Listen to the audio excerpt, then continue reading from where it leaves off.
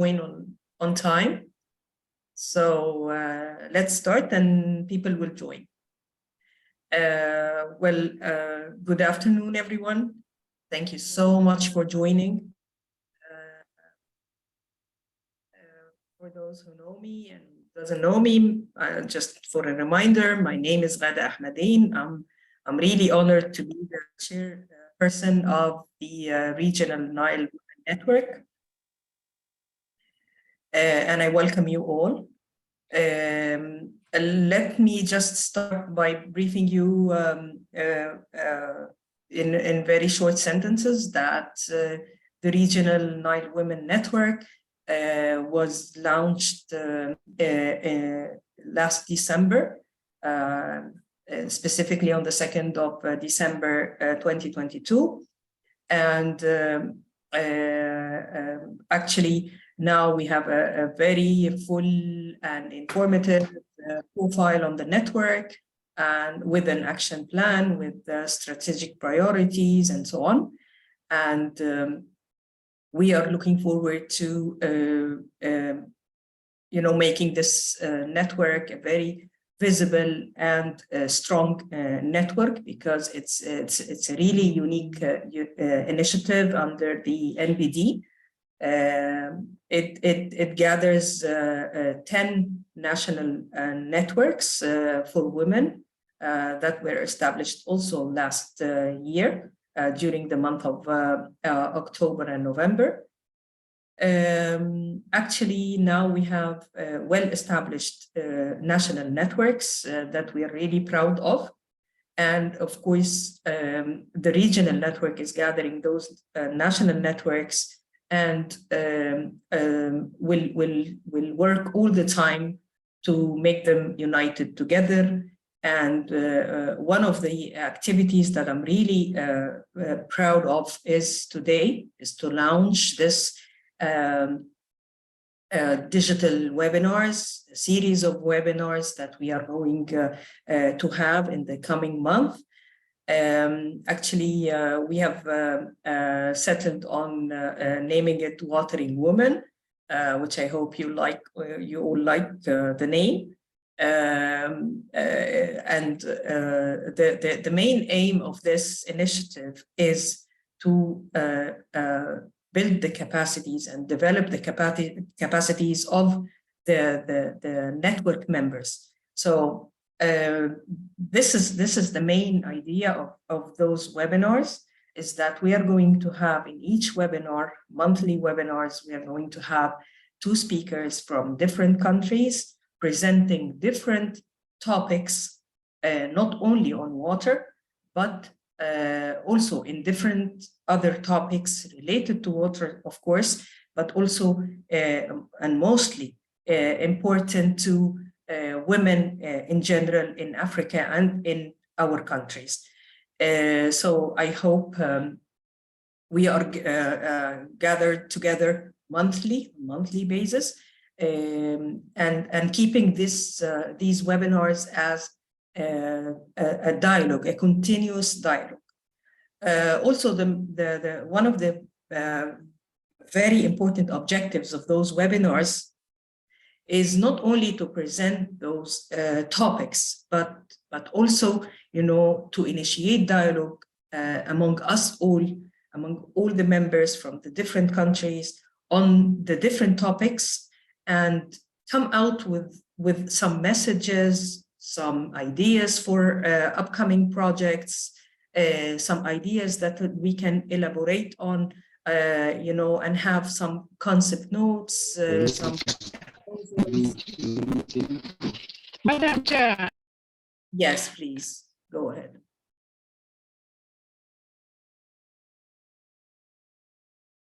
Yes, anyone has any comment? Okay, let's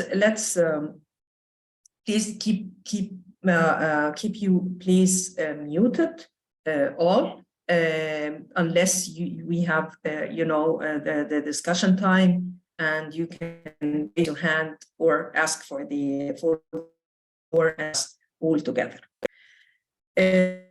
Today we have very distinguished speakers. We have Dr. Gada Fouad from Egypt, also presenting to us a very interesting presentation on the role of women in implementing the SDG 6 concerned with water of the UN Agenda 2030. And also we'll be having with us Ms. Maureen Cheruto, and I hope I'm pronouncing your name correctly, from Kenya. And she will present us also a very interesting and informative presentation on recognizing the role of gender in water resources or resource management and policy. Let me first, please, I would like to thank the Secretariat of the NBD, the regional manager and the communication officer, and of course the chair of the NBD on their support for the network and for managing this webinar. And I hope you will all find it informative, fruitful, and we can go forward on exchanging the experiences and initiate the dialogue among us all and keep us as one family, as we are all always one Nile, one family. So let me start first, maybe by giving a short, speech by the regional manager. Mr. Ainu, the floor is yours to give us some words. Thank you, Ms. Gada, the chairperson of the Regional Nile Women Network. Good afternoon, all. I really welcome you all to this inaugural digital webinar, which we are going to launch soon today. As you all know, this is a very long awaited webinar. I have to acknowledge that this idea was initiated by the chairperson of the Women Network and fully endorsed by the steering committee of the network in its first meeting held on the 20th of February 2023 in Nairobi, Kenya. So based on the direction of the steering committee, the NBD Secretariat has been working on collecting CVs of volunteer speakers, suggested topics, and also, identifying the catchy, most appropriate theme, which we zoomed down to watering women, and also time intervals, which we collected suggestions to be monthly. So I acknowledge that this all took quite some time, unexpected time, but I'm very glad that finally we have reached on today on inaugurating this most important digital webinar. So as the chairperson already highlighted, that the principal objective of this webinar is to generate and share knowledge among the network members and stakeholders, the wider stakeholders of the NBD network, and also to build the profile and the portfolio of the Regional Nile Women Network, which will be a building block for its future efforts in resource mobilization and program designing. So once again, I most welcome you all, and I really hope that we will have very fruitful discussions and successful deliberations. And at the end of this webinar, probably if there are any suggestions on the time, that is, we agree that it would be monthly, or any other suggestions, we would be glad to receive your suggestions. So with this, I really thank you all for sparing your time to attend this most important digital webinar. Thank you, and back to you, Madam Chair. Thank you so much, and thank you for your words. And yes, of course, we will agree together on the next webinar, and we are open to all your suggestions concerning the topics, concerning the timing, and so on, because we really want, as much as possible, you and your members, the networks, the network member to join the webinars and to benefit from all the information that we're going to share by all the distinguished speakers. And now I think we can give the floor to Dr. Ghada Fouad. She's the first speaker in this webinar. And let me share with you some words about Dr. Ghada. She's the director of the African Center for Research and Strategic Studies based in Egypt. And she has experience for more than 13 years in the African affairs, in addition to her experience also in the media sector, which is very important also for our network. And she is also a member of several civil society organizations and give lectures and organize workshops on political and social empowerment for youth and for women. So I would like to thank her for being with us today and give her the floor to start her presentation. So Dr. Ghada, the floor is yours. Are you going to share the presentation from your side? Yeah, from my side. Hello, thank you, Mrs. Ghada, for your introduction about me, and thank you all for choosing me to be the first at the first webinar for the network.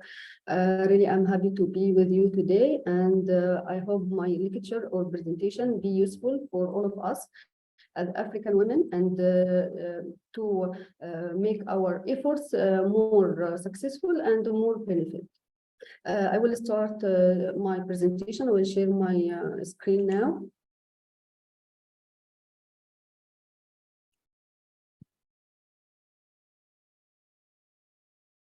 My presentation today about the role of women in implementing Sustainable Development Goals of the UN. A specific goal is goal number 6 of the UN Agenda 2023. Okay. What is this goal talk about? It's talk about ensure availability and sustainable management of water and sanitation for all people in the world. Why this goal is important? Because the clean water and sanitation are important services for not only for us as a human. It's a main resource for poverty reduction and economic growth and environmental sustainability. What is the situation now? Are we in safe situation about water as clean or sanitation? No, because over-exploitation, pollution, and climate change have led to a severe water stress across the world. And later we will know what is the meaning of water stress. Okay.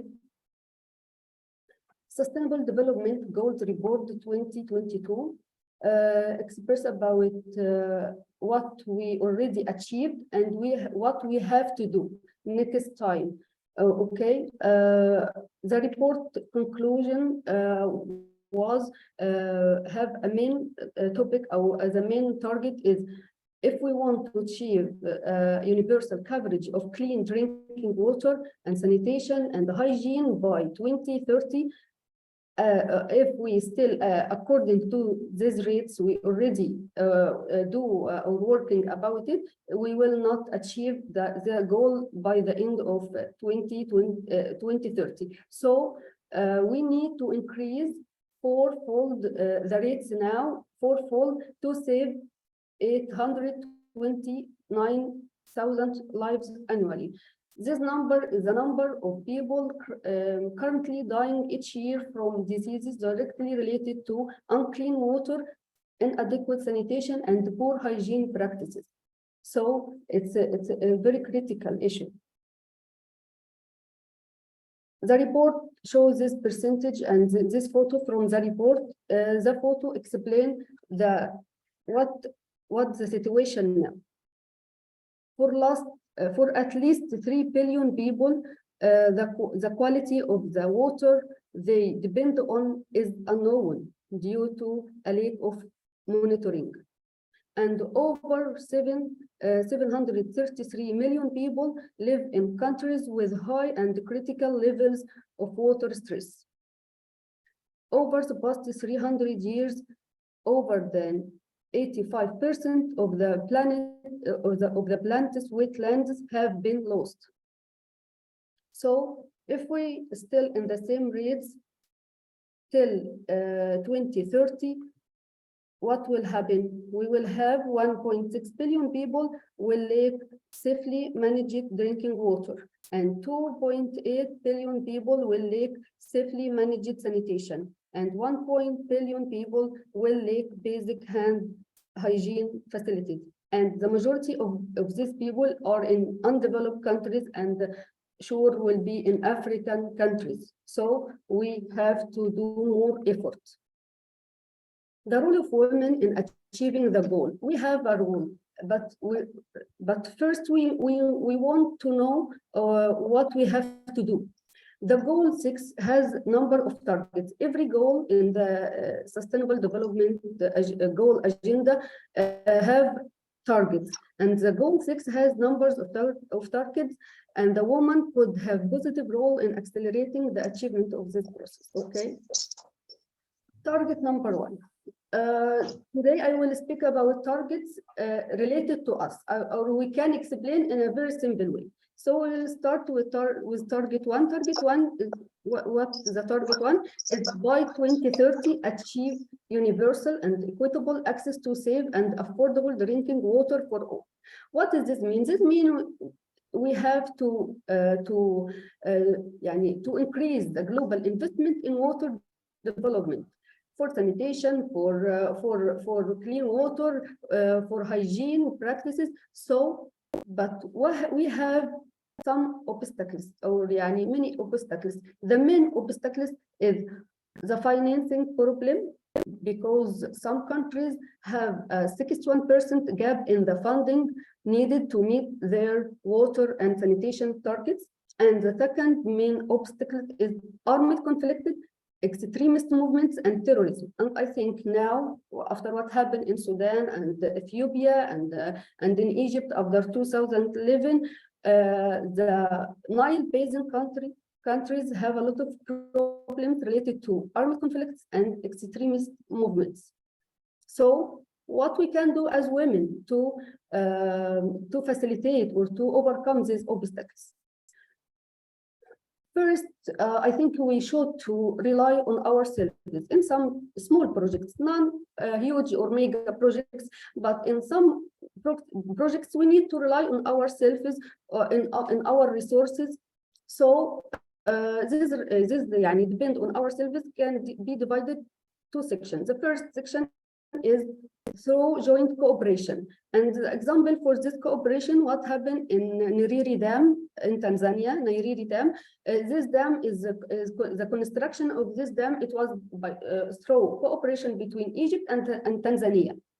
And we know, all of us watch see what happened, the positive effect of this cooperation for Tanzania especially, and people in rural area there. Another source is from our main budget as a countries. Each country have a budget for, and if we already manage the money spent on the sectors, and one of these sectors is money is the water and sanitation, water clean and the sanitation, I think we need to fund more for this sector. Okay, so the role of women. Women have a major role to play by, if we want really to avoid to spend more money on conflict or terrorism, we have a very basic role by raising awareness, spreading the culture of coexistence and tolerance, raising children with correct religious upbringing.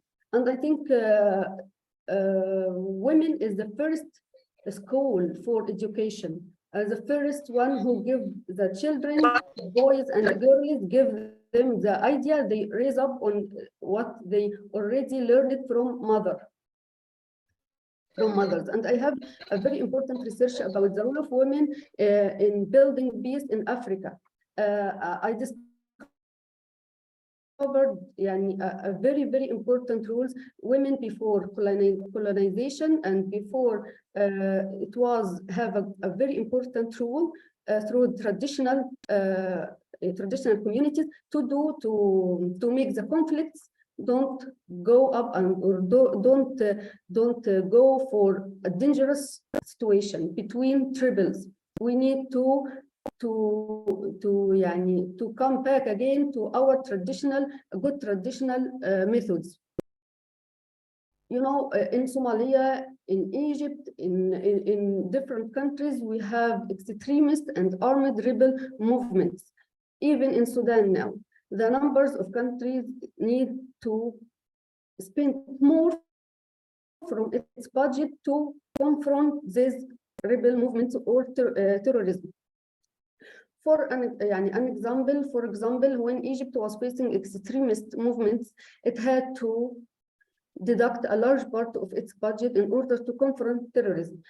And military spending was high in the period from 2013 to 2017. According to World Bank data, the military spending as a percentage of central government spending in 2015 it was 5.20%, and in 2016 it was 5.9%. So, but when the internal situation calmed down, the budget for military spending decreased to 4.8% in 2021, which allowed for more development projects, including the establishment of water and sewage purification plants. The number of existing desalination plants in Egypt now until 2021 is 63 plants.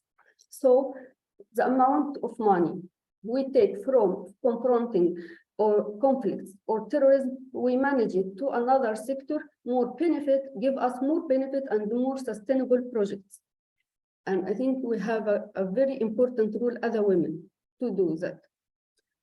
For example, the Stockholm Institute for Peace Research report in March 2023, it shared or mentioned that all armed money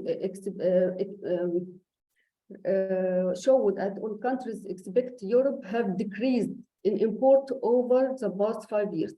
This report speaks about 5 years. Each 5 years, they count the money spent on armed and conflicted to import armed weapons, and especially huge or big armed for countries. It was noticed that weapons imported by African countries decreased by 40% between the period from 2013 or 2017 and 2018-2022. But this before the war of Sudan, which recently broke down. So target number 2, by 2030, achieve access to adequate and equitable sanitation and hygiene for all, and end open defecation, paying special attention to the needs of women and girls. And I think it's clear in this target how they care about women and the girls and about their needs and our needs. Yeah.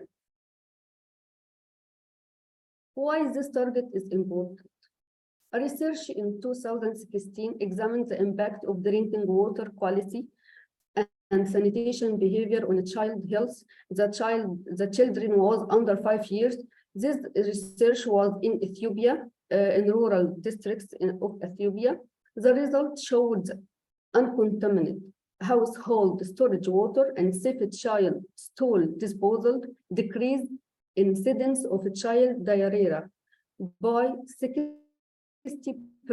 and 23% respectively. So this is show in a clear way how if we have a clean water and if we have a good place for disposal, stool disposal, I think we will avoid a lot of diseases for our children. Another result was very clear from this research. Another result is speak about the pit latrine. If we make a neighborhood concentration of pit latrine, this increase the percentage of incidence of a child diarrhea by 13%. This is what means if we in Africa, in rural areas especially, we have a free open defecation. But the international organization started to make a fixed location for defecation.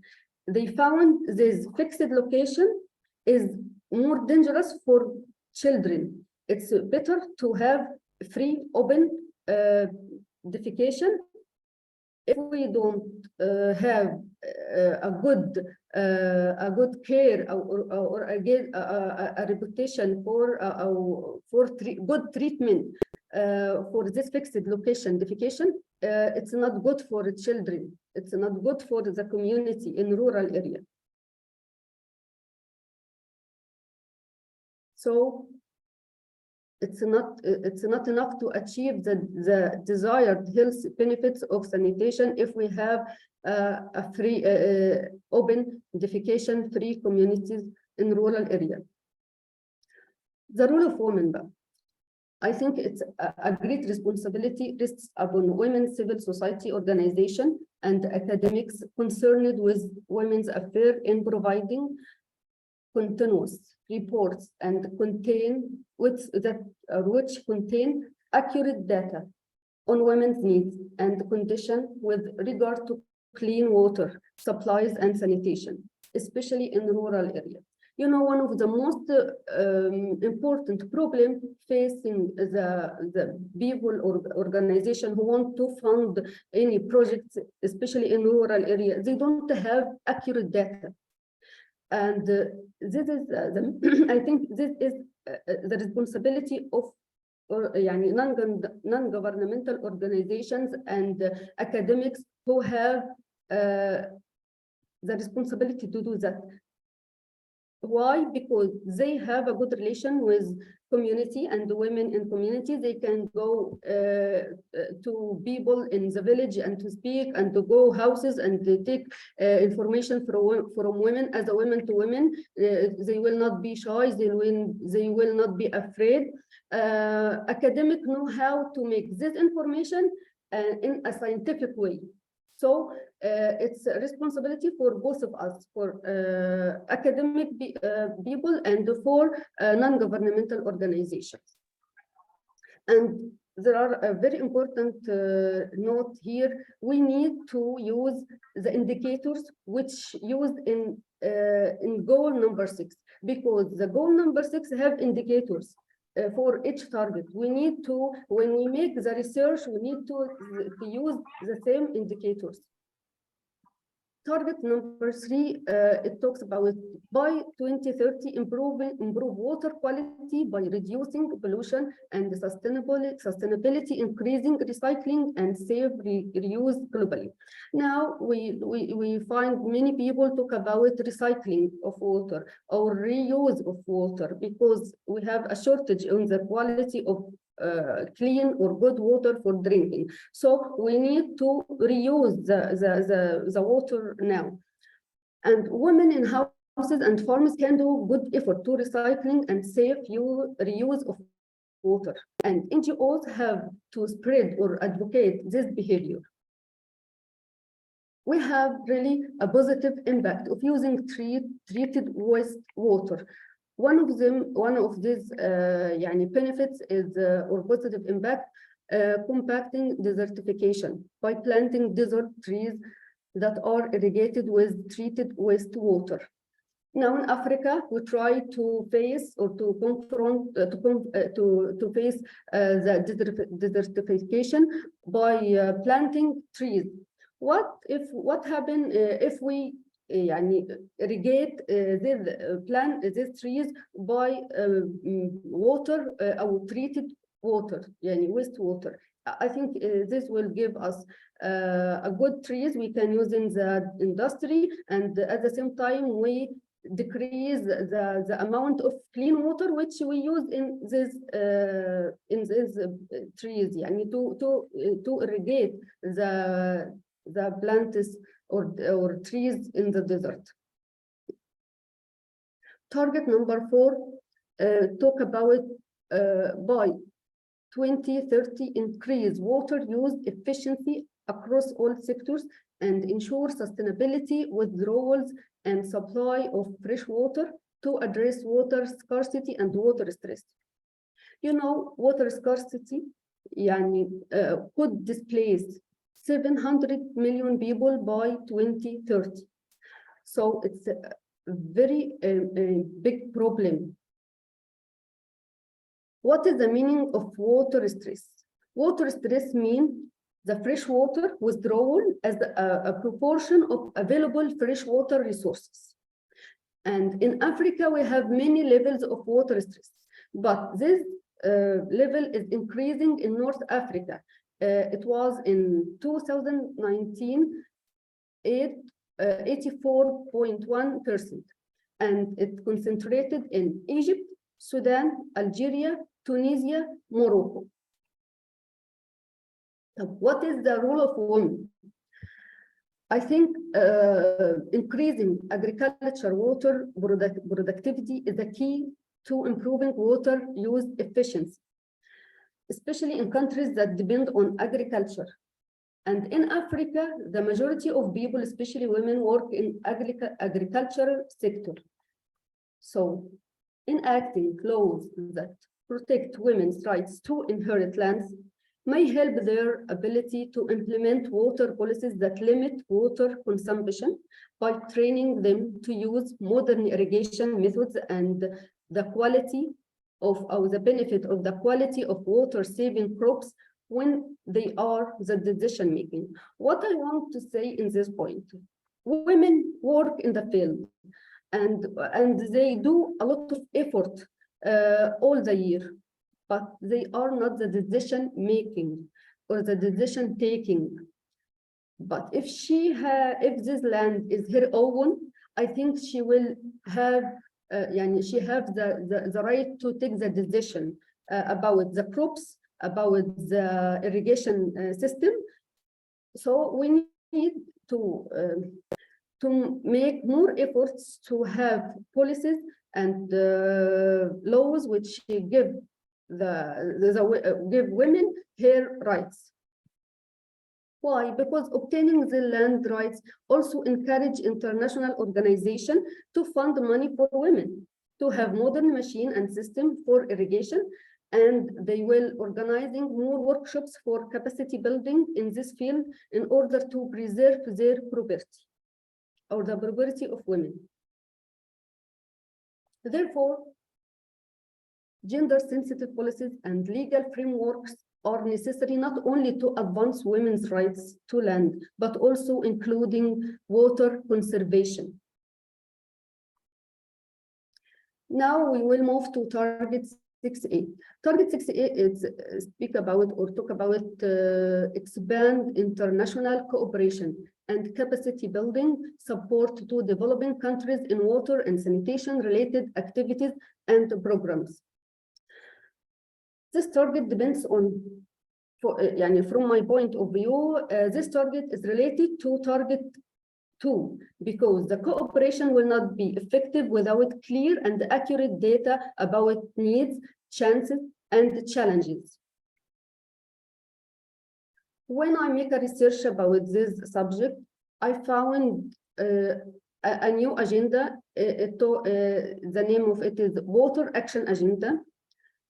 And we, as a women initiative in Nile Basin countries, what is our agenda or our participation in this agenda? Yani Water Action Agenda is they created this agenda last March after the conference led by the UN to achieve to achieve Water Action Decade 2018-2028, and the second half of the 2030 agenda.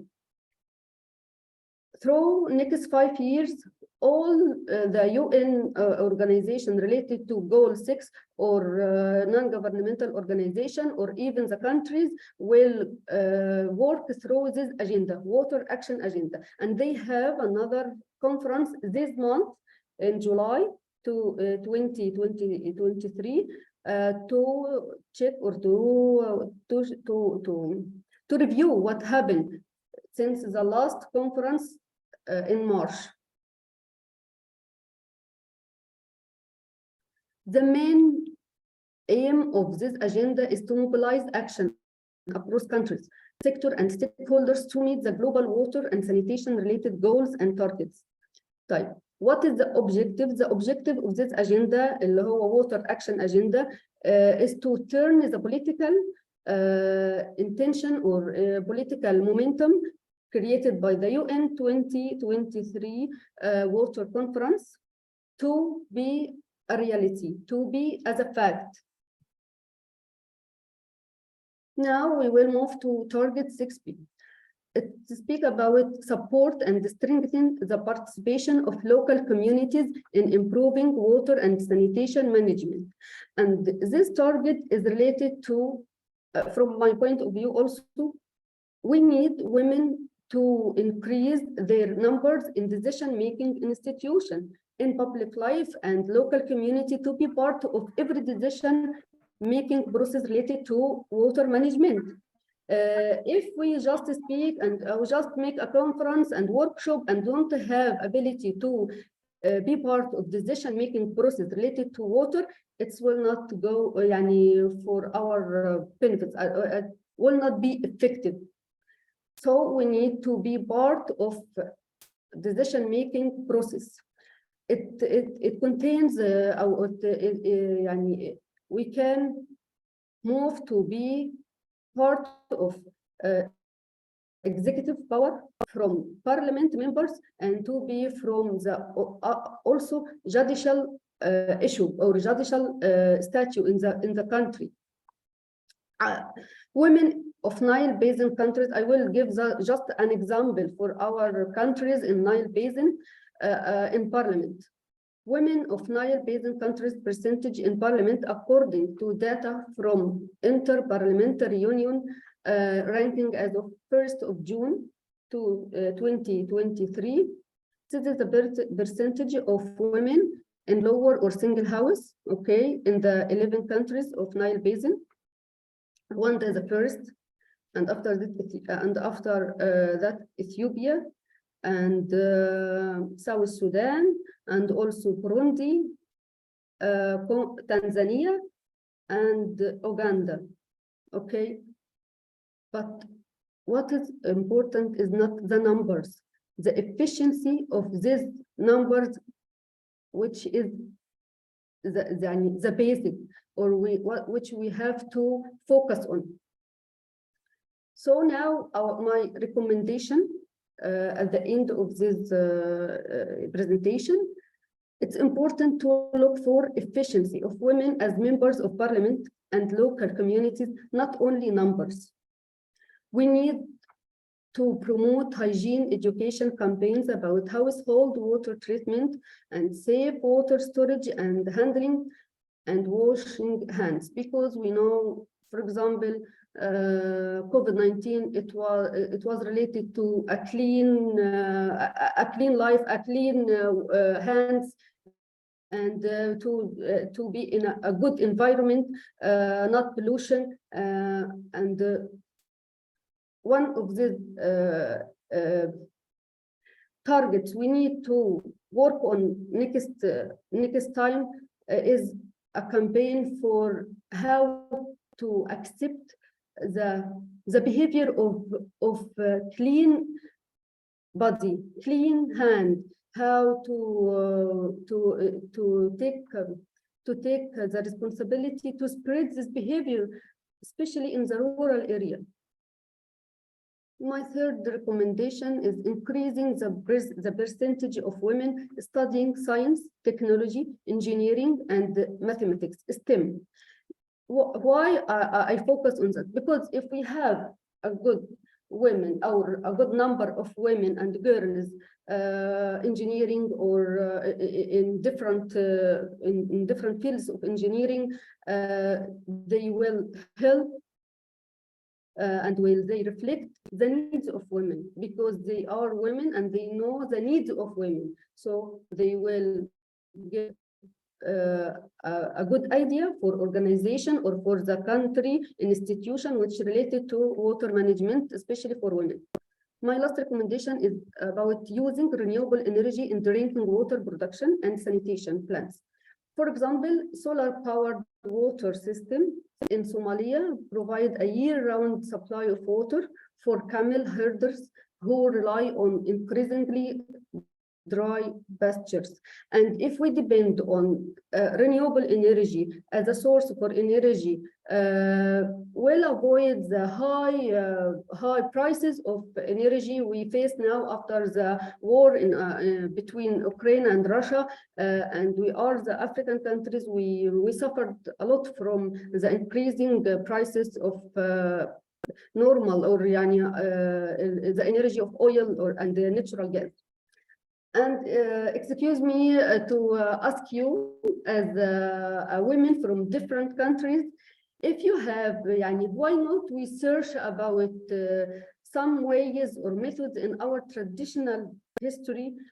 If we have traditional methods, if you have to clean water or to wash hands, for example, if you have plants or herbs that can clean hands and eliminate fungus and microbes, I think if we search, we will find.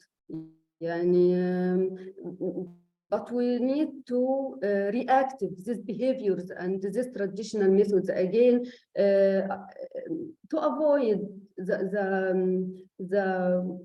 the decreasing of financing from others organization or from the international community. Finally, thank you, and I hope to be with you again and again, and thank you for your time. Well, thank you so much, Dr. Ghada. Can you please stop the sharing from your side? Okay, thank you so much for your presentation. I find it really useful, and I would like you all to know that after each webinar, the Secretariat will share with you the presentations of the speakers to make the best use of it in your networks. Actually, Dr. Ghada's presentation has very important and many messages that we can build on and rely on in our work in all our countries. I hope you agree with me on that. And I think it will need more discussions from your side, and but please keep your questions after the second presentation as well to open the discussion. But I would like to thank you so much, because you have raised many points that need actually to elaborate on and discuss more and more. But now I would like to give the floor to Miss Maureen. Let me just tell you. Please keep yourself muted. Okay. Miss Maureen Chiruto is an environmental planner of the Kenyan youth, and she's dedicated and committed to giving back to the community through volunteer work, which we really need actually from our youth in the time being. And Maureen has worked with Rural Women Peace Link as mentor and currently working as volunteer with the Kenya Nile Discourse Forum. And we thank her so much for being with us today. So Ms. Maureen, the floor is yours. Please go ahead and share your presentation as well. Thank you.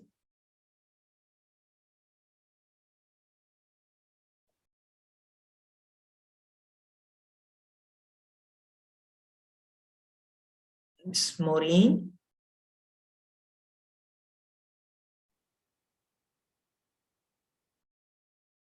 Ms. Maureen, are you sharing from your side or what? Well, I don't see her.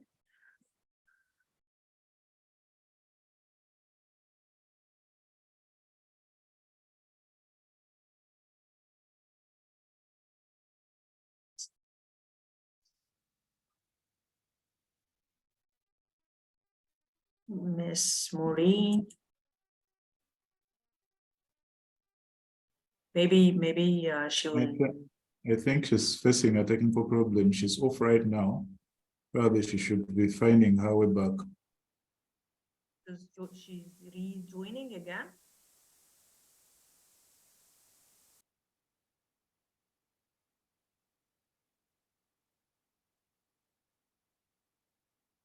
Would you please communicate with her? Communicate her and ask her if she's rejoining.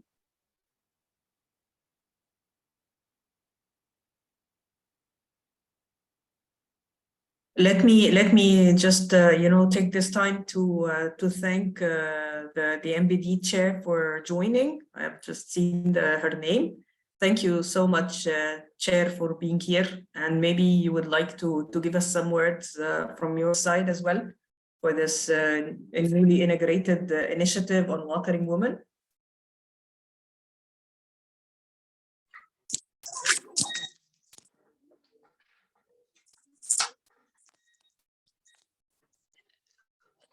You, Ganda. I will say it later. Yeah, later. Thank you so much. Thank you. Thank you so much. Thank you. Okay. Any news from Ms. Maureen?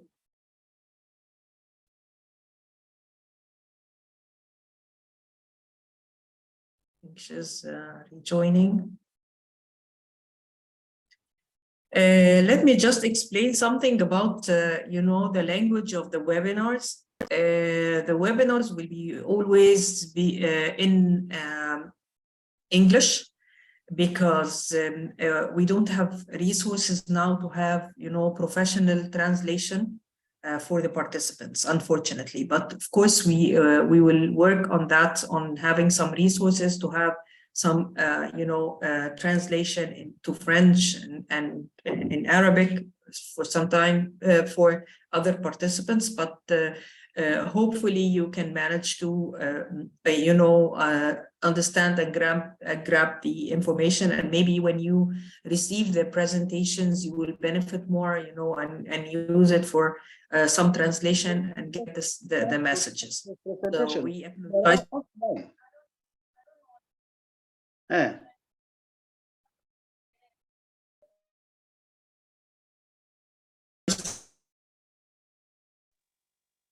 Hello, Madam Gada. Hello. Yes, we can hear you. Yeah, that's Matthias.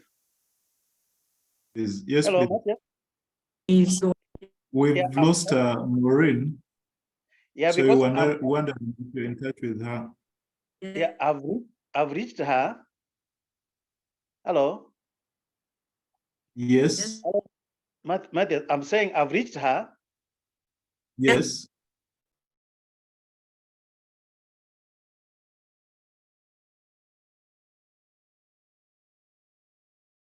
Seems the problem is in Kenya, all over Kenya.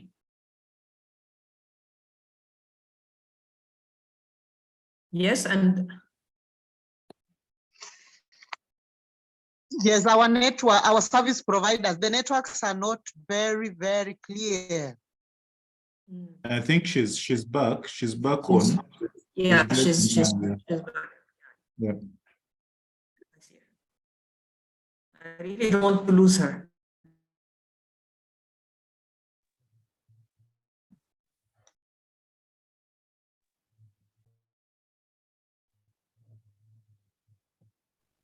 So has she joined? I don't see her.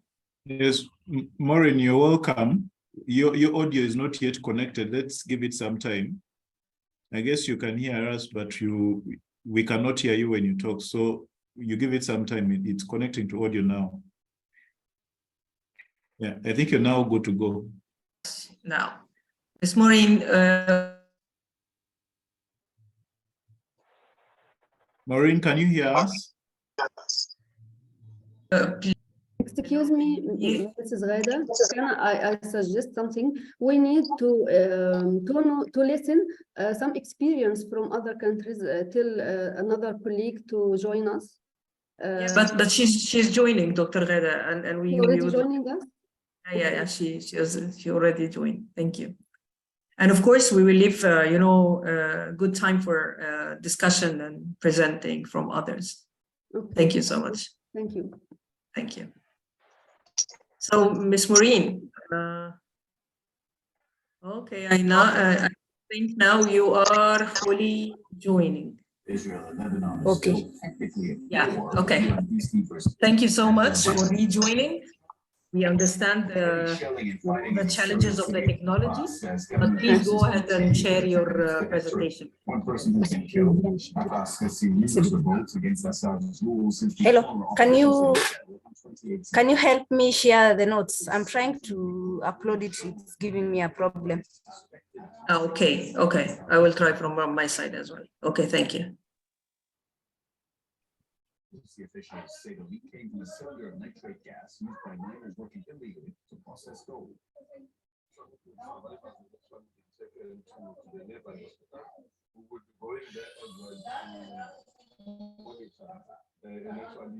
So is it now on the screen? Do you see it now? Thank you. Yes, we can see it. Yeah, thank you. It will be good to go into that mode so that it's bigger. Yes, that's good. Okay. So please go ahead. Hi, everyone. Hello, hi, please everyone. go ahead. I'm Miss Maureen Cherut. Yeah, I'll be taking you through recognizing the role of gender in water and policy management. We need to understand water resource and policy management. What is it? It is a policy that encompasses the policy making process, legislation, and it affects the collection and preparation and use of dispose and protection of water resource. It is where we have to plan, we develop and manage the resources, both in quality and quantity for the whole water users.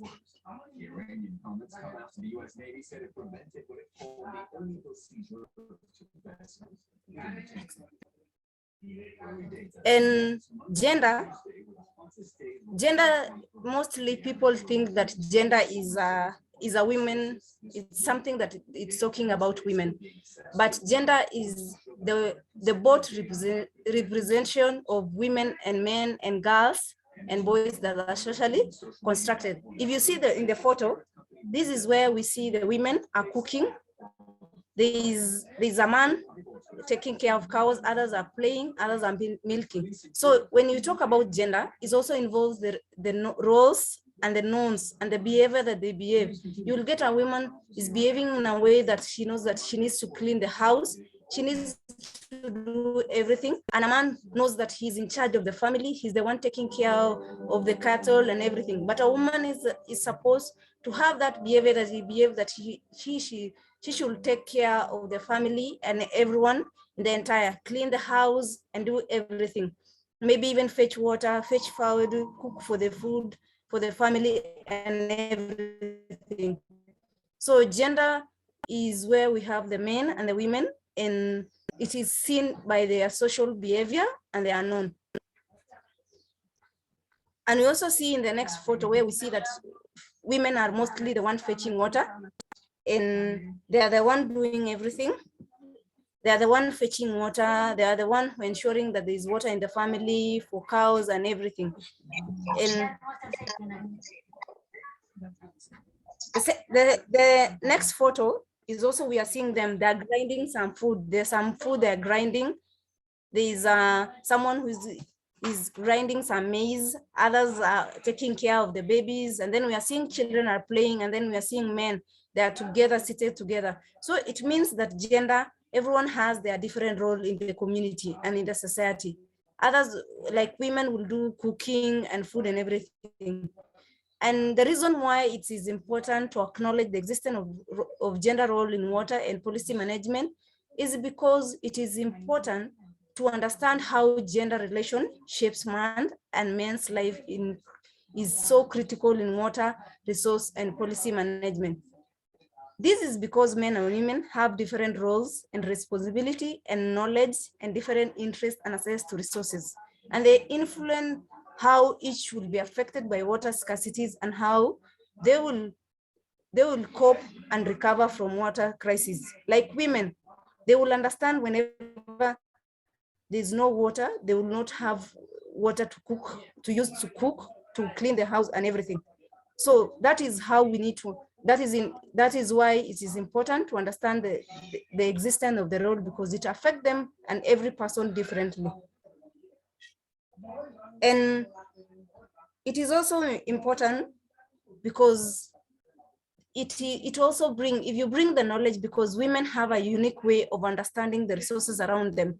So, and men always are considered to have a leadership skills. So when you bring them together, the knowledge of men and the knowledge of women, we will have efficient, user-focused, financially viable, and environmental sustainable and economic production will improve. And this is because men have leadership skill, while women are critical in responding to climate change. With their knowledge, they can lead the community in management of natural resources and food production and water governance. So that is the reason why both of them should be in water policy management. And if you see in the photo, the next photo, you are seeing men are seated together, meaning that always the activities of the community, men and the one who are in charge to discuss everything, because you're seeing in this photo, there is no woman. So they are seated there to discuss on what the community is supposed to go. If there's a project of water, if there's any activity that should be carried out in the natural resource, men are now discussing it. And then on the next photo, you are also seeing that it is women who are carrying water. So from the point of view is that if these community meetings are being held, they should call women to give their ideas on how to carry out the project, because they understand if one thing happened in a community, how will it affect the natural resource, because they're the one using the resources, and they are the one fetching water, they're the one collecting the firewood and everything. So they should be brought up together in the meeting. When men are discussing about what is in the community, they should all of them discuss about it. But however, there are a lot of barriers to this gender equality and equity, and there is an existence of barriers for women participation and leadership. Women are not mostly in Africans, especially in African setting. They're not allowed to participate in leadership. They are told that is a man position. And also there is an equal and secure rights over land. If you see in Africa, most women don't own land. Can you hear me? There is an issue that women don't own land in Africa. And yeah, there is someone that's saying can't hear me. Are you hearing? Yes, yeah. we can. And also there is gender. Yes. Can everybody hear me? Yes, they can. Okay, thank you. And also we have gender-based violence. It's really affecting women. They are being affected. They are being, you get husband are really beating women. They're really frustrating them. So whenever there is this community services, they want to do some ideas, people are afraid to come out because they are afraid of men, because men will either beat them or they will deny them the chance to get out of the house. Another one is under representation in natural resource decision making and leadership. You find that when they are making decision about the natural resources, or they're having position either to be in charge of the natural resources, women are not mostly elected. You get that men are the only taking big share, and that is what is hindering for gender equality. Also, many policies relating to mainstreaming gender in water has not been ensured, has not been fine-tuned to ensure standards are advocated and adopted and fully implemented and enforced. So these barriers are the ones that are not making us to move on. And I would like to recommend some issues that can help us to ensure that there's gender equality and to improve water resource and policy management. We should ensure there's establishment of gender at work, which is a knowledge network working to build inclusive culture and end discrimination against one gender. So at workplace, wherever we work, if you are in the community, constructing a project, if you are in the office and everything, we should encourage that all gender should be taken and we should not discriminate one gender. We also have to in order to achieve the qualities, will require specific measures that will help us, will help us also to eliminate gender, is ensuring that there is fairness, justice in distribution of benefits, power, resources, and responsibility between women and men.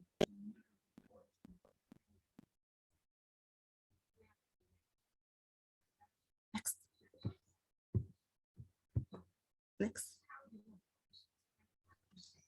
We should also ensure allocation. We should ensure there's an adequate allocation, yes, to program enhancing gender mainstreaming. Institutions should also promote gender equality and women's empowerment in all stages of project. For example, in planning, implementation, monitoring, and evaluation. We should also reduce socialization by parents and other adults of girls and boys into traditional gender roles, where a girl knows that her function is only to cook and to give birth. We should confront the gender stereotyping by popular and news media. Tell them that they can work together. Boys can fetch water. Boys can also cook.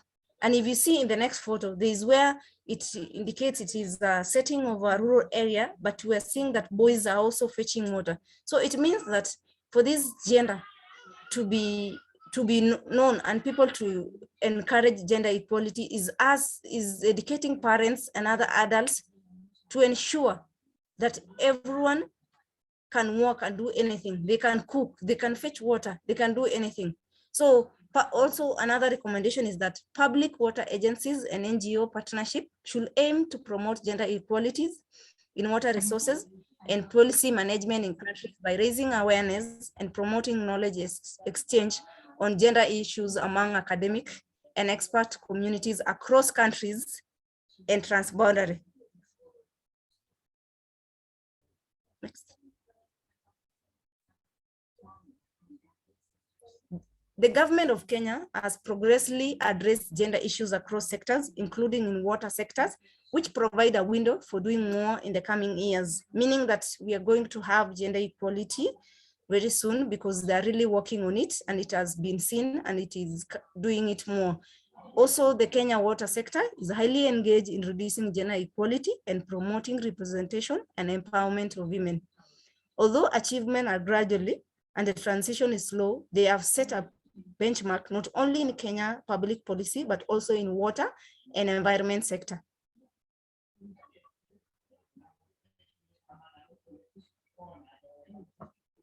Next.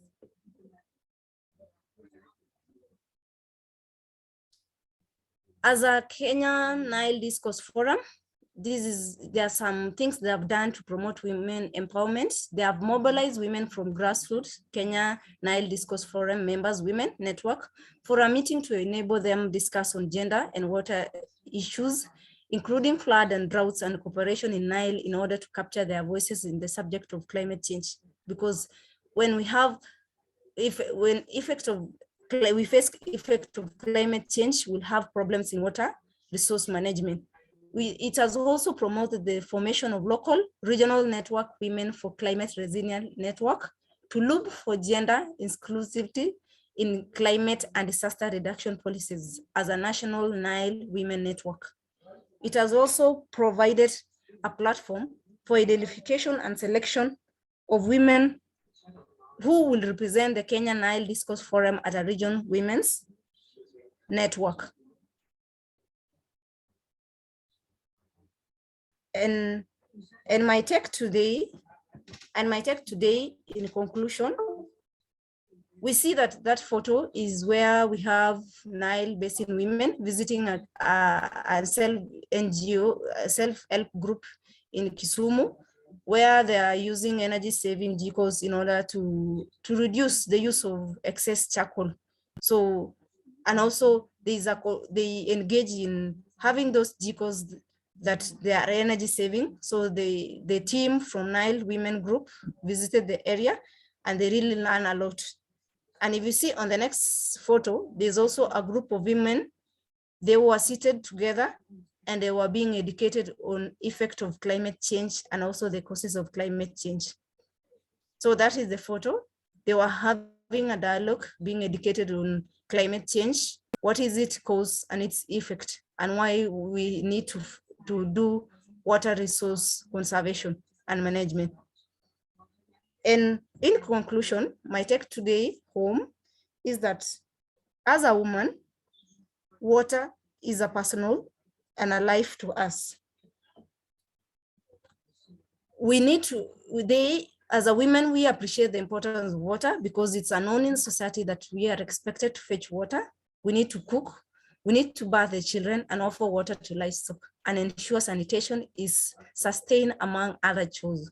And this makes women to have a unique understanding of natural resources around women.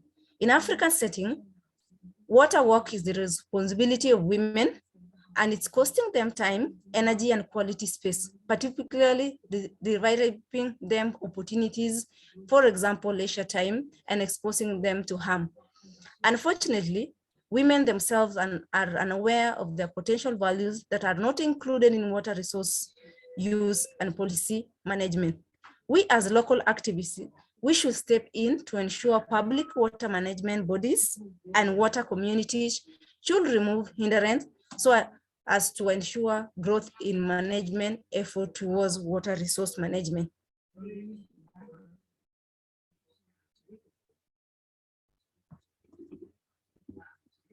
Water policies program have increasingly been advanced to ensure that the water sectors becomes more gender aware through training programs for the community and other grassroots mobilizers in the field of water conservation and management.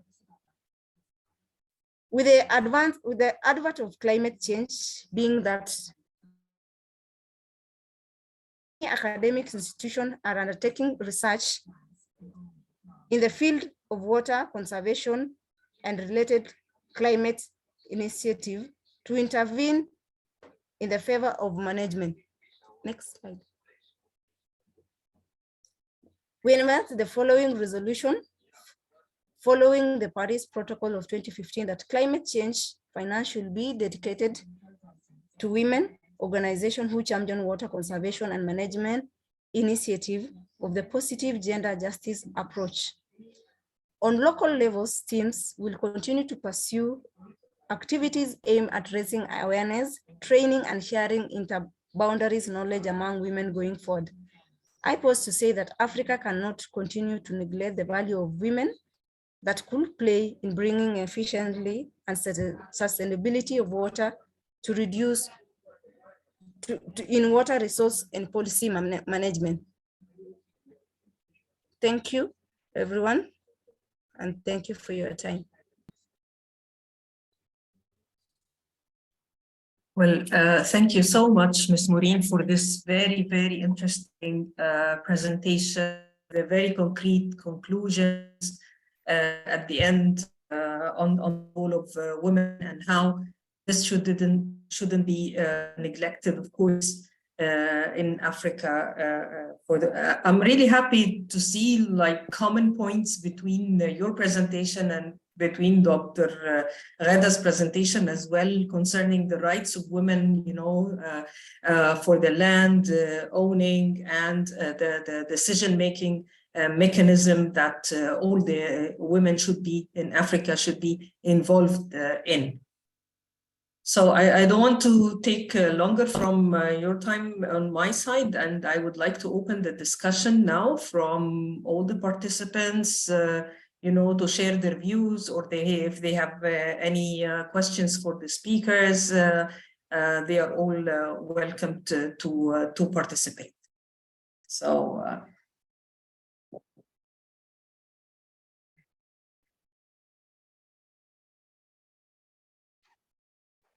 Yes, please go ahead, Ms. Ilham.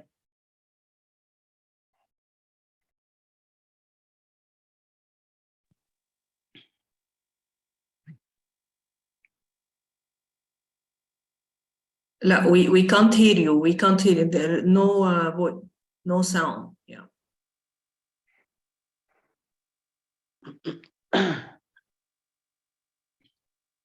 There's something wrong with your mic, I guess.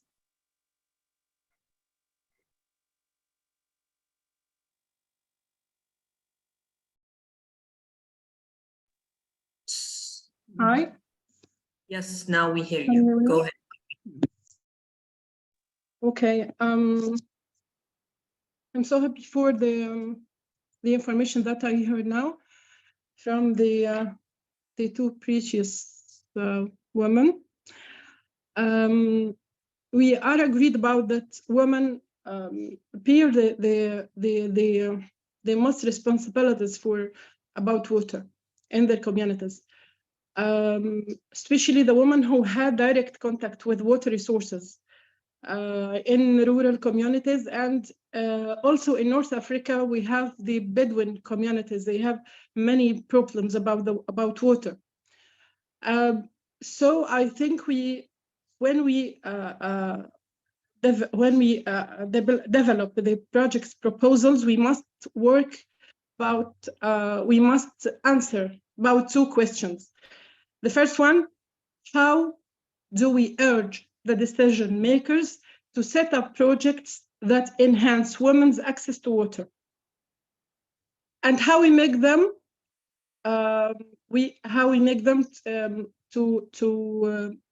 make the women take their responsibilities about water in their communities. The second question, how we can change the community's views about women owning their resources, so land or crops or water, and how we can make them aware about the various kinds of water, including the treated water. Thank you. Thank you, Ms. Ilham. Let us take another question, and then maybe let the speakers, you know, have some comments on Ms. Ilham's questions. Ms. Anne, please go ahead. You're raising your hand, right, Ms. Anne? Please unmute yourself and go ahead. Okay, yes. Can you hear me? Yes, yes, we hear you very well. Yes, I'm from Kenya. And I really want to appreciate all the presenters because they have touched on a woman, and the whole world is a woman. So there are issues that have arisen, like the rights of women, because all of us know that women use more than anybody else. And therefore, I feel that as women, the Nile, we need really to advocate for this and move towards the villages and communities so that awareness becomes the order of the day. Some of us, people after COVID, were washing hands, but really women are suffering in terms of land issues, in terms of even use of that water. So as women, we really need to go ahead and push for our name, our sake, our responsibility in parliamentary, civic, and so on. Thank you so much, everyone.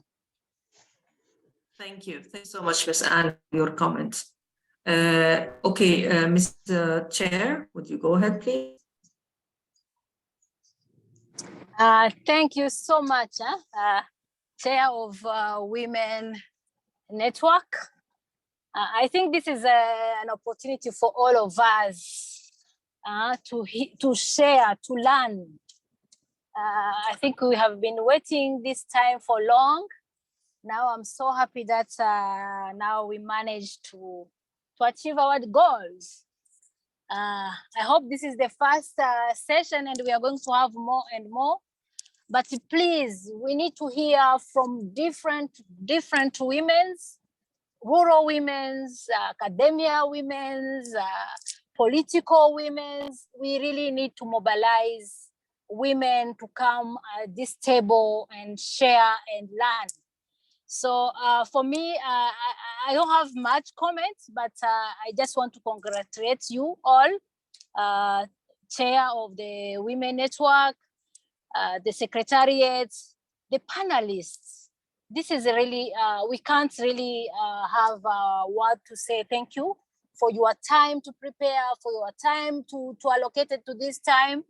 So, but maybe just a quick reflection. Last time we had a meeting in Kampala, and guess what?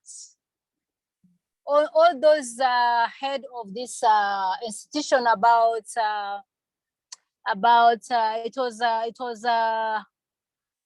it was like NBI, but in Africa. How can I call that?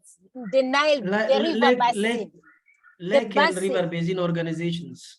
Thank you, acting, because we were together. Was no single woman who was the head of those lakes. No single women. Can you imagine?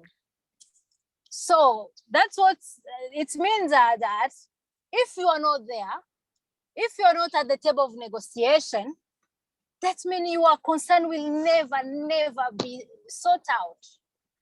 So I think this is one of the very nice opportunity which the NBD is providing for our women here to be able to really engage.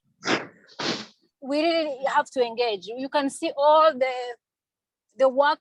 I like the first presentation and also the second presentation where they were presenting the roles of women, the role of men, and so on. And why do we have always to take the role which, if I may say, that's, how can I say that?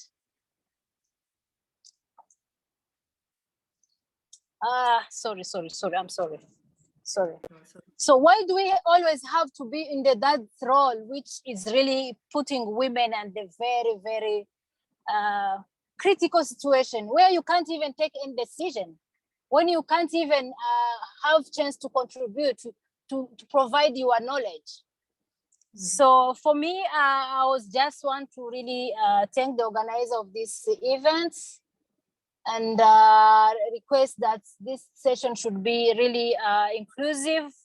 We need to bring all women on board. we really to engage at the grassroots communities. Let's hear from all those women at the grassroots community, so we can be able to make an advocacy. So that's my comments, Chair. Back to you, but thank you so much for organizing this session. Thank you. Thank you so much for your very important words. And actually, I was thinking, I was just keeping this comment till the end, but I think maybe I will just raise it now. As you all know, we have annually the COP for the climate change. And I think, starting this a series of very important webinars. I think, after 3 or 4 webinars, maybe we can have shape a statement with our recommendations and conclusions and the status of women in Africa, and we share this statement with our negotiators or the delegations of in the different countries. We should send them this statement, and also we can share it with the Secretariat to make sure that gender are also, included in a very clear way and considered in a very clear way in the, resolutions concerning the climate change and also the water-related issues. So I think this should be also one of the goals that we should look for, and we can have this very strong statement based on the very concrete conclusions coming out and the recommendations coming out from our sessions. And I would also re-emphasize on what the chair has raised, is that we need to, mobilize more of our members in the different networks in all our countries to join our webinars, to benefit from what we are sharing and and to hear their voices again. Also, and discuss, all the issues that really concern them. And also, I encourage you, if you are not, they couldn't join due to any, other reasons or connections or so on, to share maybe the recording of this meeting with them, and maybe use this recording in your networks, in your countries, to make sure that we also, reach all the members in the different countries. Okay, then Ms.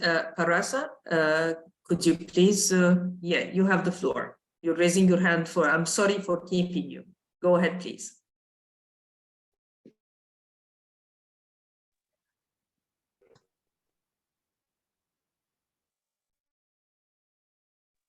Yes, please go ahead. Can you hear me? Yes, we hear you. Okay. Yeah, thank you. Mine is a very quick one. I just wanted, number one, to thank you, the leadership of the the Nile Basin Women Network. That's very commendable work. And thank you for finding very resourceful speakers for the session today. I wanted to recommend also that going forward, maybe it might help optimize every opportunity that you have such a webinar by having a concept note that spells out the specific or strategic objectives that you want to meet during every webinar. I think that can also make the webinars very focused. And I will suggest that maybe you take it thematically, so that in July, maybe we have handled water issues with SDGs and mainstreaming gender issues in policy development. Maybe you can find another theme, maybe women in climate change and their role and something in the coming month.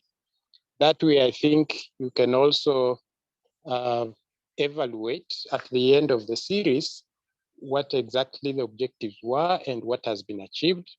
Thank you so much, and looking forward for the next webinar, I think in August.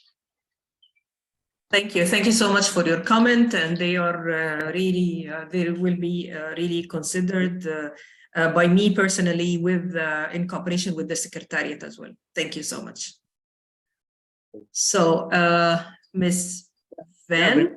I've been raising my hand also. I don't know how they raise it, and then you see, because mine you have not noticed. I don't know why.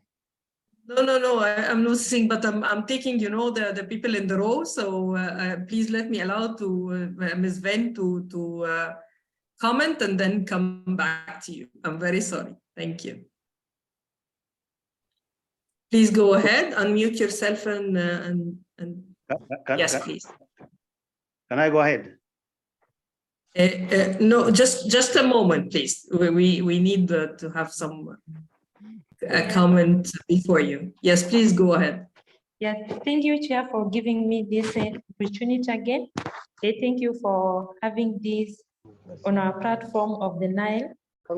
Mine is just a question that I need to put across. And first of all, as we have started this group as a Women of Nile, I feel that we need to have one exchange program. Why am I saying so?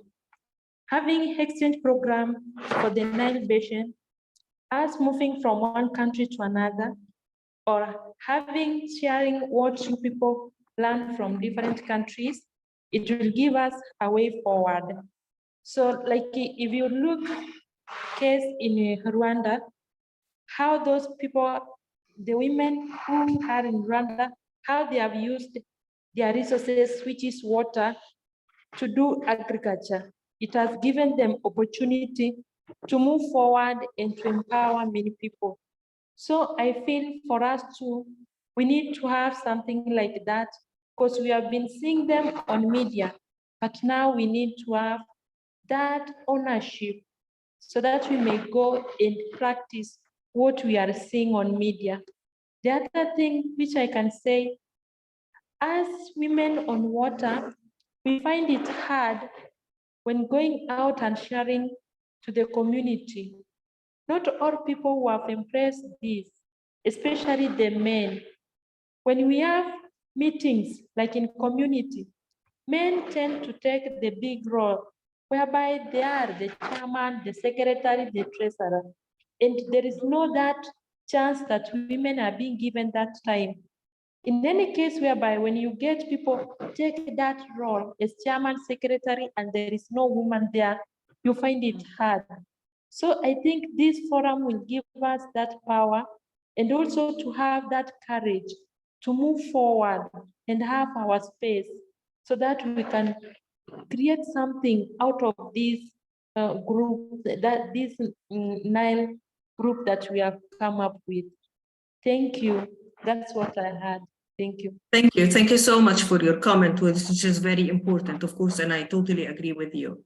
Yes. Yeah, thank you. And I hope you find, you know, this first meeting useful for you. And I'm sure that, you know, when we are weaponed with information and knowledge, so we are empowered, you know, with the information that we could share with others as well. And thank you for raising the issue on, you know, exchanging the experience from the different countries, because this is very important. And this is the main objective of those webinars. Thank you. Thank you. So Secretary General, would you please go ahead? Thank you.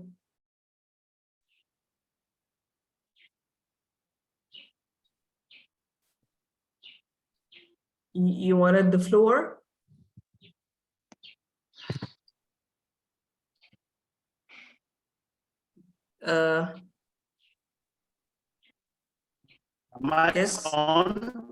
Yes. Yes, please go ahead.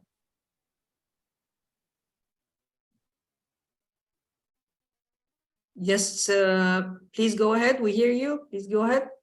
Yeah, because I don't. Yeah, I always have this problem with this because I always call in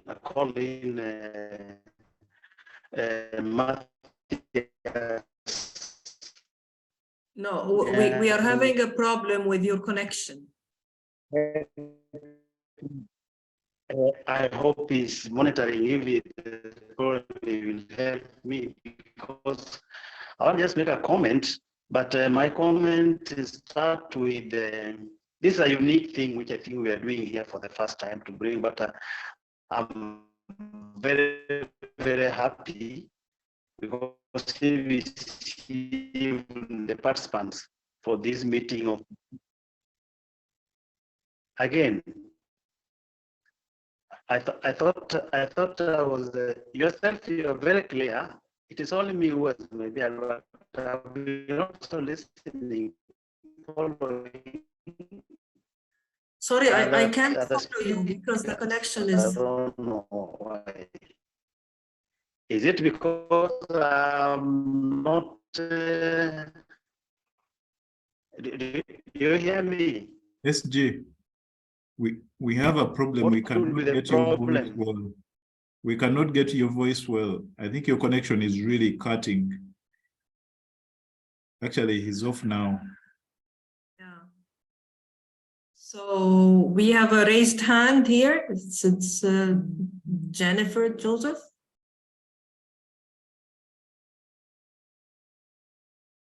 Yes. The name is Jennifer Joseph. It's a raised hand. No. Okay. Any other comments before I give the floor back to the speakers to reflect on? Yes, please go ahead. Hello, Chair. Yes, we hear you. Go ahead. Are you getting me? Yes. I'm very, very much impressed with the meeting which we had been expecting for a long time. And I congratulate you as a chair. I congratulate the first speakers. And I would like to encourage all the women to be assertive enough and to have power and to take their time to mobilize, not to fear any man, so that we can reach to a certain stage where we are expecting. A lot has happened that we were not speaking out our minds. And now you have made us to be very strong women, of which now we are not voiceless. I thank all the speakers, organizers, and your team. Thank you so much. May God bless us all to continue like this. Amen. Time. Thank you so much. Thank you so much, madam. I'm happy. So, Dr. Ghada, would you like to reflect on the comments that have been raised? Hello again. I listened to all the comments. First, I want to thank Jennifer. Thank you for your comment. And really, we are strong now as a women, but we need more steps to be in the power stage and to be a part of the decision making. How to be part of decision making, and it is related to the question from about how we can make the authorities, the women to take their rights. At the last of my presentation, I talked about the women percentage in institutional sectors in the country.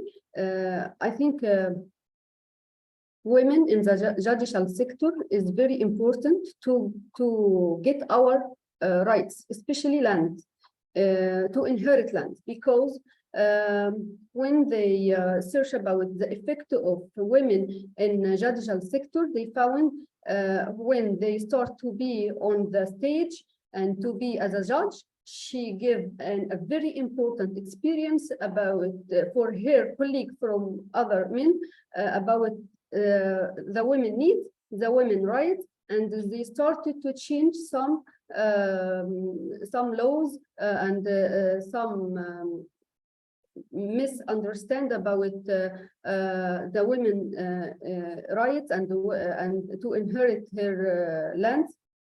And I think we need to go in two directions. The first is awareness. Awareness is not in rural area in all the country. We need to spread awareness about the water scarcity, about the water stress, and the role of women by evidences, by data, accurate data, as I said. I think women in Africa, as my colleague said in another presentation, we are, the women takes the responsibility of who is the responsible for bringing water, to clean the house, to clean the water, to clean her children, and to take care about the health of the children. So all the side effects already be on the women, on the mothers. But the second direction we need to move on is education and capacity building, not only education. When I started to talk to youth from men or from women, girls and boys, especially in the university and faculty, different fields of education, I think girls, the new generations now have a very ambitious to be in the power, to be political leader, to take decision, to go in the public life. And I think if we remember the candidates for Nigerian parliament members last election, we found new girls and youth. They started to don't care about the traditional bad image about women who join the political life. So without education in the culture of politics, the culture of how to deal with public, to express about your point of view. These workshops we need to make it, to know how to express about our needs, how to express about what we really want in the future. If Mrs. Verdeen said we need to be on the table of negotiation, really, I agree with her totally. But to be part of any negotiation, we first need to learn, to know how to speak, how to express about our needs in a way that we can convince the other about our needs and to give us these rights. Because I think in Western world or in Western countries, people or youth raise up in the political parts, they learn how to manage their relation with community, with political leaders, with the country associations, and also with others outside their country. So we need to make my advice for all of us to make more webinars or more workshops online, even if we can't go to each country from Nile Basin countries to do it physically. We need to make workshops or webinars online about for capacity building in political and social issues, and how to make this culture in our minds to change mindsets about women. The community need to accept the role of women, and I know this is not available in many countries in Africa. We are not just as order taker. We need to be order taking to change the direction.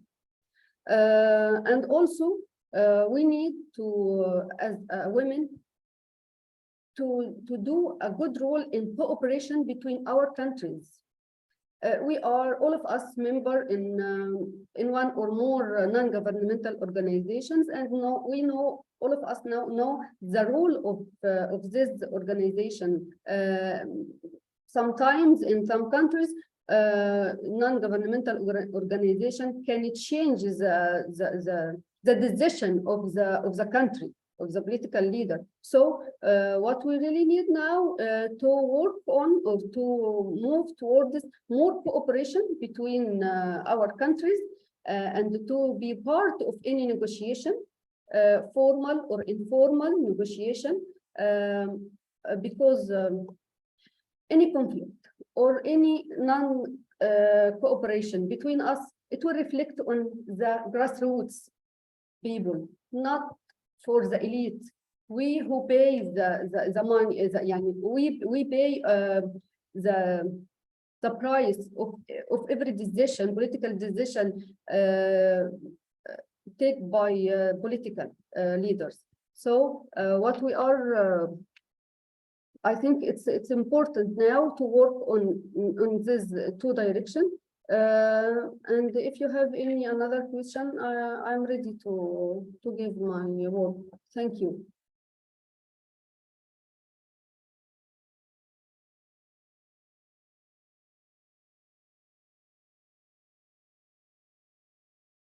I can't hear you, Mrs. Ghada. Excuse me, I can't hear what you. Do you hear me now? Yes, yes. Yes, okay. I would like to thank you for your reflections, and I would like to encourage all the national networks, within the countries, to advocate within their activities, to advocate for more and more women to be on, engaged in the different committees and the different authorities, and maybe reach out to the parliamentarians in the countries, and tell them more and more about the needs, about the presentation of women. So I think this is a very important role that could be played by the national network in each country as well. Okay, Ms. Maureen, are you there? I don't see your name.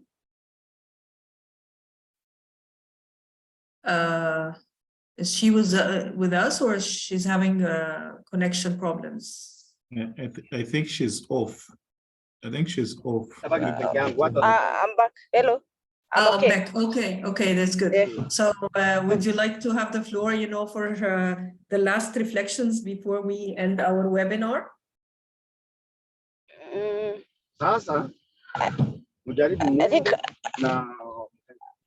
I would say thank you for the opportunity. As a woman, I'm very happy, and I will encourage other women to participate in Watering Women, and also to give ideas on how to empower women to participate in leadership and everything, in resources, because we see that they're the one who are in charge in everything. So, and let us not ignore any meetings that we are called upon by the government, by the community. Let us take up leadership, and let's not be afraid that this is a leadership of men. Let's take up and accept it and own it. As young as you are, I am a Kenyan youth, and I've participated in a lot of women activities, and I've really volunteered a lot. And you should not be afraid. Come up and speak for yourself. Let your voices be heard, and we will know why this project should not be constructed in this place, why it should not be done in Kenya or in Uganda or wherever you are. Fight for your rights, and also let us fight for the rights of water resource conservation. Thank you. Thank you so much for those words. I think those words are very, enthusiastic and very important. And I'm happy that we're ending our webinar with this, very enthusiastic statements from yourself. Thank you. Thank you so much for joining the webinar.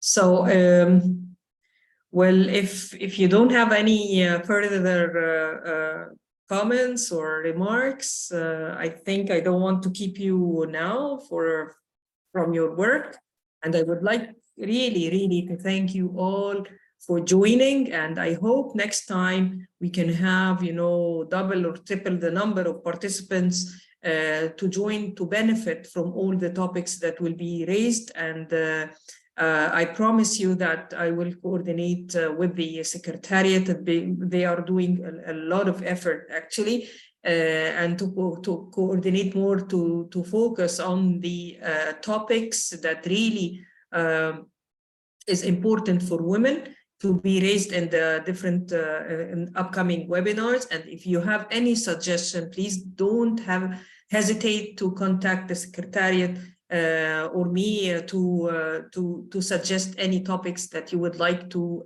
have in our upcoming meetings. And we'll be reaching out to you with the next webinar in August, inshallah. And if anything has raised, you know, between now and then, maybe we can have another, you know, a call or something if something is urgent. But I would like to thank you so much. I would like also, you know, from you to a request, please. I would like you to, you know, to make efforts on the visibility of your networks and on the regional network as well.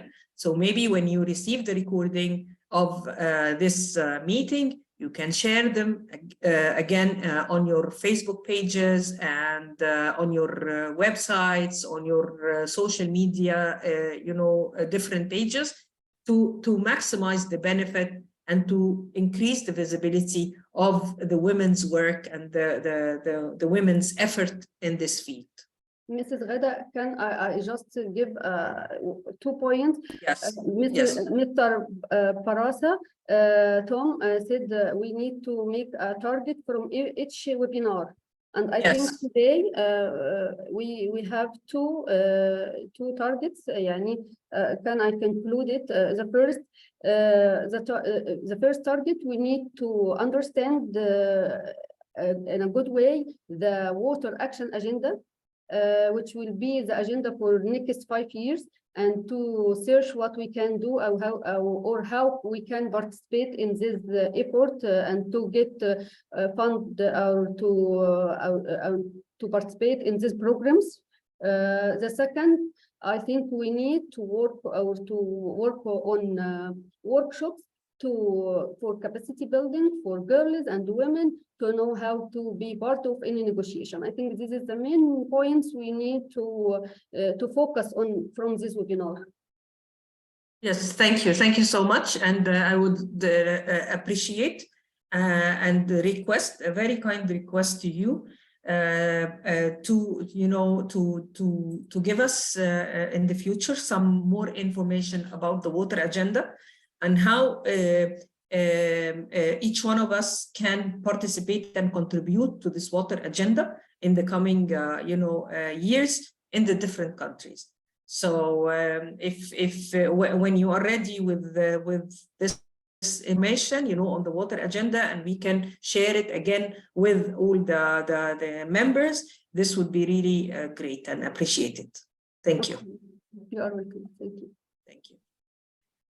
And if any, you know, if there is any opportunity or possibility for the network members to participate in any meetings of this water agenda, please let us know as well. Thank you. Okay. Thank you. Thank you so much. Okay, with this, I think we can end our webinar now, and would like to thank the Secretariat for their efforts, and I would rely on them to, you know, to make some more efforts. I hope this is not too much on them. We would like to share the recording with them, with the members, and also the presentations. And I'm really grateful that the speakers would allow us to share the presentations to maximize the benefit. And also, you know, to have a brief report on each webinar with very specific recommendations and key messages that we can share also with our, you know, partners and stakeholders and members and so on. So thank you so much all for joining, and hoping to see you all and more members in the coming webinars as well. Thank you. Thank you so much. Bye. Thank you. Thank you.